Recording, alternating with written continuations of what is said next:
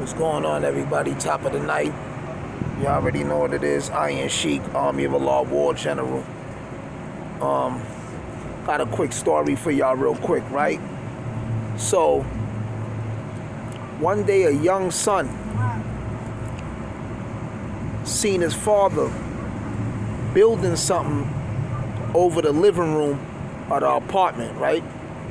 The father was standing up on a ladder and he was building something. So the son said, "Dad, what you building?" He said, "Don't worry about it." He said, "You'll understand when you get older." So anyway, the father finished building what he was building, and then, he pasted the ceiling back up, right? When the kid was growing up, the kid had a lot of friends. A lot of girls liked the kid. He was like everybody's favorite, right? So the father was like, the father was a wealthy man. So the father used to always tell the son, like, watch your friends. So he's like, "Nah, Dad, they all love me. Like, I'm a good guy, The father's like, "All right, when you grow up, you'll understand." So,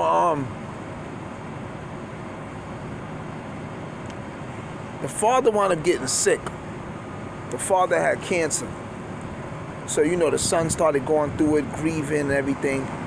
People were still there for him. Don't worry, everything's going to be all right. So anyway, when the father eventually died of cancer, the son couldn't take his father's death. He was baffled. So the son started drinking a lot of alcohol. He started just spiraling down. He started mismanaging the money that his father left to him, because his father was a good businessman. His father was a wealthy businessman. So he started mismanaging all the money that his father left to him, partying, buying his friends, clothes. He's taking everybody shopping. He's tricking on women. All the chicks, they fucking him. He doing what he do. He wiggling. He's depressed, so he's just spending money. He mismanages everything his father left him, right? Except for the house, because the father owned the land and the house. So anyway,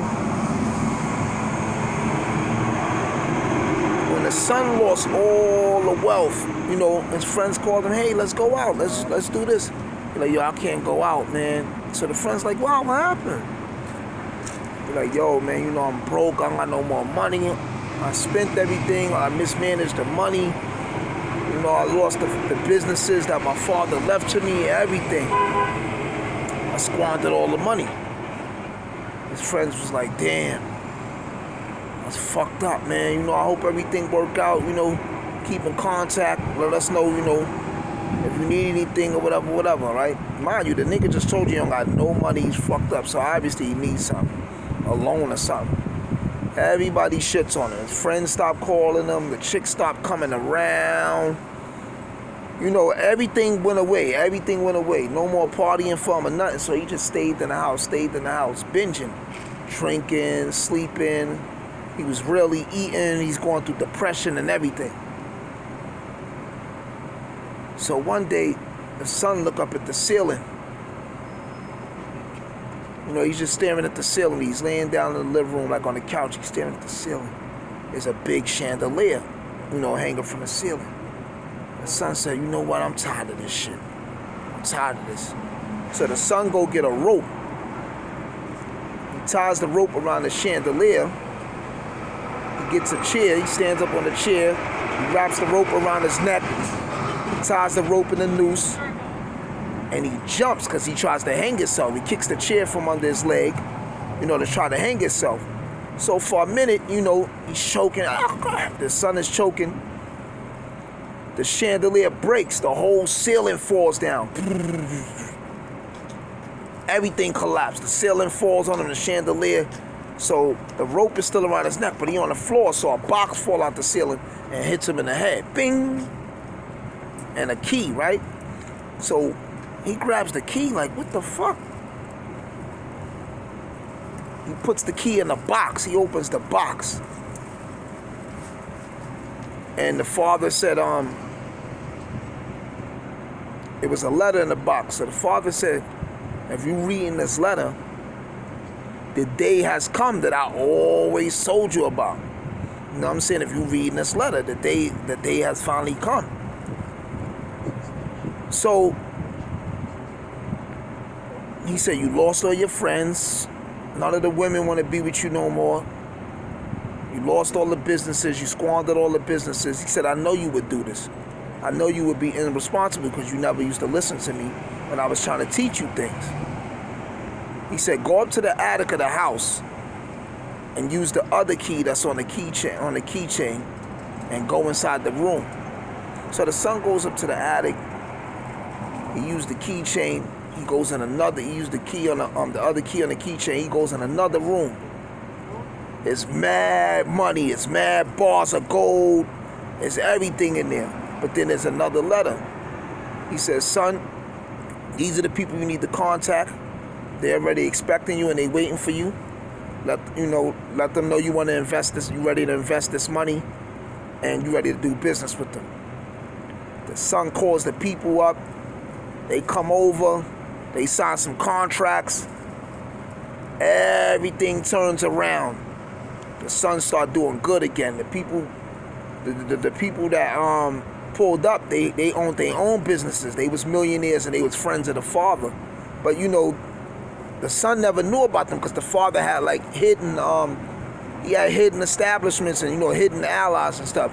So anyway, the bars of gold was invested. The money was invested in numerous companies.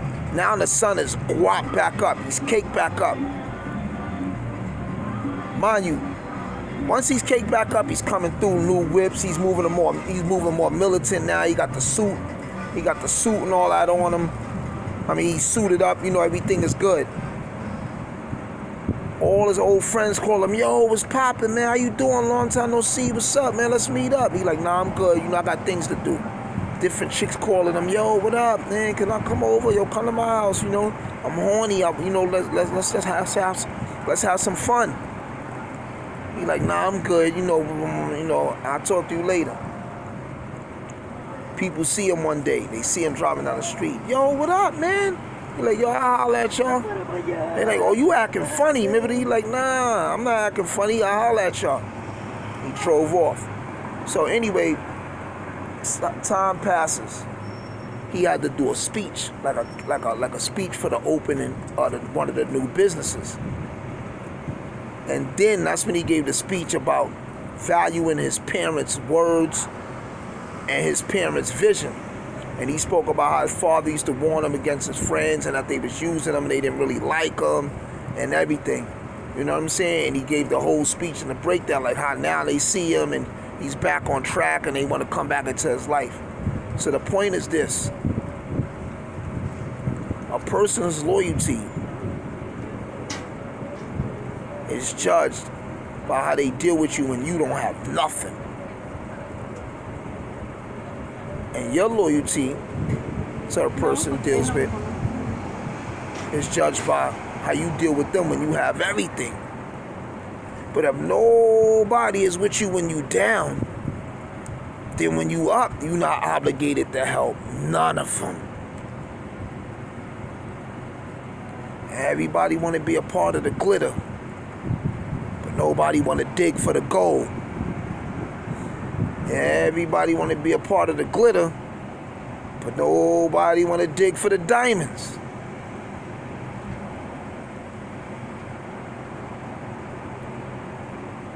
We living in a saturated world. We live in a world filled with people that have hidden agendas, ulterior motives, people who's trying to use other people, people who don't give a fuck about other people, but they're pretending till they get to where they need to get.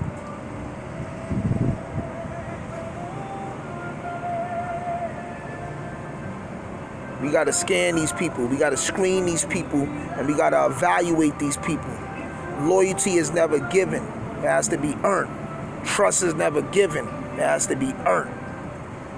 And this is coming from a dude that did 13 years in prison, that been homeless twice, that been shot, that been stabbed. I done did a lot of shit too. But I done been through all types of ups and downs. I done lived with it. Before I got my own place of residence, I lived with 1 billion chicks. I lived everywhere, Philly, Delaware. I lived all over Harlem, the Bronx, because I always had chicks that had their own crib. That don't mean I ain't have the bag. I always got to the money. Whatever way. Shoot, cut, stab, kill, hustle, rob, whatever. 2 legal jobs, whatever. Sell t-shirts, sell my music, whatever. I always get to that ragu. I always get to that Sausalito turkey. But I never had no credit back then. You know, now I got a good credit score. I'm in the mid 700s. But you know, back then I didn't have it. You know, I didn't have no credit. And you need credit with a lot of things, and you know, and you need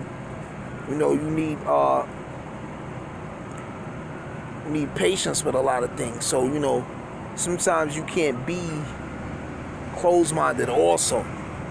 But I've been through so much shit, and you know, I know who's who. You know, good people is far and few, so when you got them, you got to keep them. Loyal people is far and few, so when you got them, you got to keep them. And a real friend will tell you when you really in the wrong or when you're not moving right. A sucker's not going to tell you when you're moving wrong. He don't care. As long as it benefits him. Stay up like a cup, I holler back on my collar crack. We get up like sit-ups, iron. Intelligence rule over negative nonsense. Warlord, wisdom and righteousness is law over reckless decisions. Stay up like a cup, I holler back on my collar crack. Uno.